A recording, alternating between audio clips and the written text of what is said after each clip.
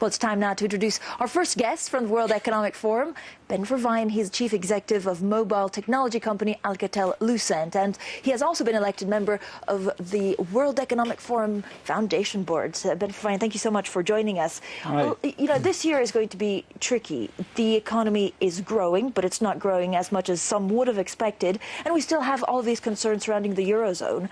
What do you think will come out of this 41st World Economic Forum?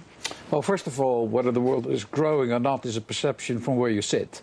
If you are in the emerging countries, it's never been as good as what it is today. So this is a very Western view. And the Western view is the glass is half empty. The other side of the world say, finally, the glass is half full. And I think those two perceptions will meet here in Davos.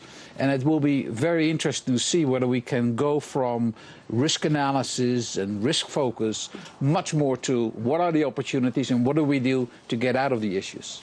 There's also talk about this super cycle, the fact that because the emerging markets are so strong, they will bring the rest of the world with them, and we're going to see growth continuing for the years to come. We're going to see also markets continue to rise.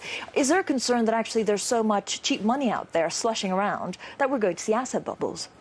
Well, there are many things that you can put on the horizon and say, oh my goodness, that can happen. And it's good for some people to focus on that, to make sure that we don't go blind into the next phase. But the other side of the coin is we're all going to be paralyzed by those issues. We miss big opportunities, and there are big opportunities. Look to markets of the size of India and China and Brazil and Turkey and Indonesia. They also offer a great opportunity to go and do something very different. Is that where you want to be, the emerging markets? Are you trying to capitalize on that growth? Well, as a company, you want to be everywhere, and you want to serve your customers wherever they decide to go.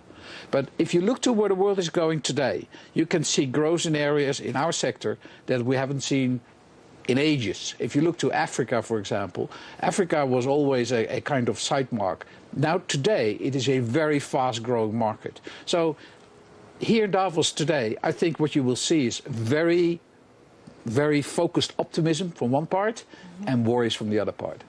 What camp are you going to be? More of a worrier or more of an optimist? Because there's also a concern that actually interest rates may rise quicker than we're ready for them because of all this inflation around the world. Yeah. I have a little bit of the feeling that if you're in the West today and you are not a pessimist, you're considered not to be a thinker. And I think that's a big risk. So my biggest risk is not seeing the opportunities. I think I'm on the side of the glass is half full.